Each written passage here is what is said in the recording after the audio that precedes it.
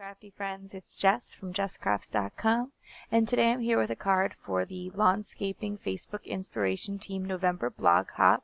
The Blog Hop is sponsored by Ink Road, and a random commenter on the hop will have a chance to win a gift certificate, so be sure to follow the link in the video description and leave comments on as many blogs as you can to increase your chances of winning. We are being inspired by the color violet this month, and I am starting with the Yeti Set Go stamp set from Lawn Fawn and some gloss paper from Seaside Stamping Ink. This is really high quality gloss paper, and it's going to be able to stand up to all the different techniques that I'm doing with it and give really crisp clear impressions and hold some of the texture of the alcohol inks that I'll be using. To get started, I wanted to create a background, and so I'm stamping the two snowflakes from Yeti Set Go and creating my own snowflake background. If you had a snowflake background stamp or like the Lawn Fawn snowy backdrops, that might be a quicker way to create a background. But in this instance, I was kind of trying to see what I could do with just one stamp set too. And since Lawn Fawn does include snowflakes, even one or two little ones in most of their winter cards, usually, or winter sets, you can usually just make a whole card with just one set, because they do include those little details. Like so many of their sets have those cute little hearts so that you don't have to find the one set that has it. I am using clear embossing powder over Versamark ink on this gloss cardstock. With the gloss cardstock, it is a little bit more slippery, and so it can be a little bit more fussy to stamp on. You do not want to move your hand too much when you're stamping, because it could cause it to slip a little bit, but it's not too hard. I haven't had any mishaps with it yet, but sometimes I've been asked about that. So I'm putting the clear embossing over the Versamark ink, which is a clear sticky ink. It's holding this clear embossing powder. However, normally this would create a resist technique where the parts where the embossing powder are, the clear embossing powder would stay white. But I'm going to be doing some techniques with alcohol ink, and so alcohol ink actually colors plastic, which is essentially what embossing powder is. It's melted plastic. And so we're not going to see quite a resist technique. It's going to be a little bit different. So as I mentioned before, I'm using the Ranger alcohol inks, and so I have this alcohol ink blender tool, which is very similar to the Distress Ink blender tool. However, instead of using foam, you use a felt pad. And so that one stained up a little bit because I was playing before I started recording, but any little piece of felt will do, and once it's dry, it doesn't reactivate very easily, so you don't have to worry about the colors mixing too much. But I usually kind of keep one for certain like color ways, like, you know, purples and blues can be used on the same one, whereas a yellow maybe not. I am using a purple ink on there and also a gold. There are some alcohol inks in like metallic colors, and I'll be using two of those today as it adds a nice shine, especially with this gloss paper. I did not want to get the effect of streaks on my background.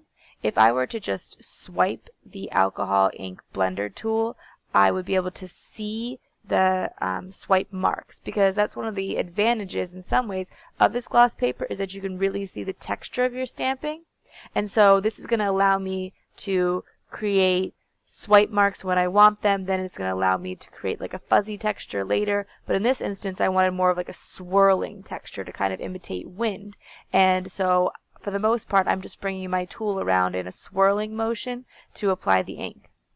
What you might notice is that the gold is actually sticking a little bit more to the raised parts, and so my snowflakes are turning out gold, which is something that I knew was going to happen, but something that I was very happy to see. They hold more of that gold ink. I want to create some other pieces of gloss cardstock stained with the alcohol inks, rather than doing any traditional like Copic coloring or things like that, but instead color with my alcohol inks. So I just took the Snowcap white, which is like a metallic sort of white, and I put it on a little piece of the gloss cardstock because I wanted to have a snowy hillside. And then for my Yeti, I added just a touch of a gray color to the white, but I made it predominantly white. If you want to control the colors, the more little drops of color you put in, the heavier it's going to be. So in that case, since I wanted a really light gray, I put mostly dots of white with one or two dots of gray.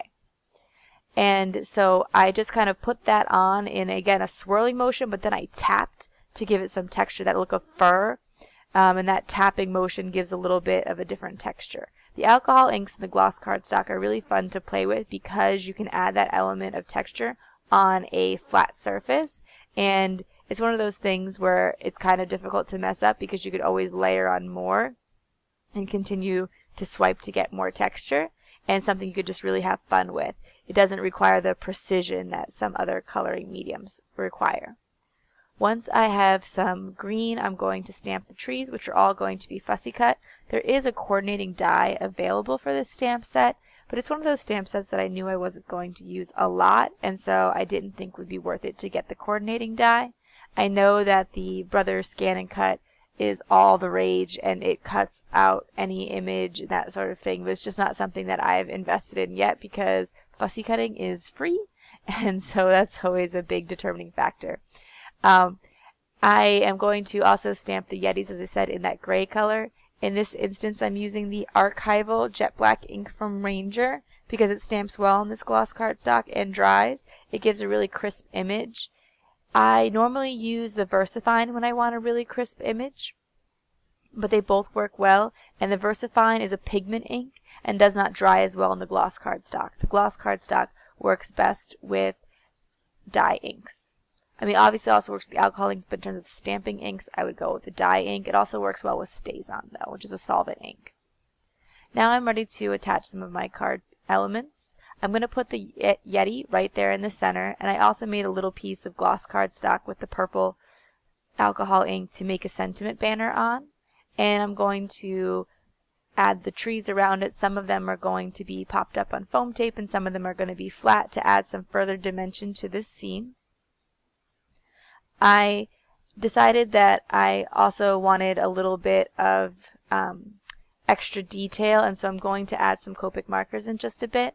But when you are working with this gloss cardstock, and you have to give it some time, the ink some time to dry, and so before I started fussy cutting, I set both of my or all of my little bits off to the corner to dry and kind of just let it sit for a while. You can use a heat gun to speed up the process, but it's just something you definitely want to consider, because if you start touching your fingers to the archival ink before it's dry, it will smear a lot more regularly than it would on a just plain cardstock.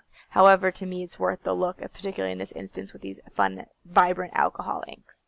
As mentioned before, I am going to add a little bit of color with Copic markers. Copic markers work well on gloss cardstock because they are permanent on plastics and metals and things like that. So it allows me just to add a little bit of detail, but then you don't get the same typical blending as you do with Copic markers in other cases.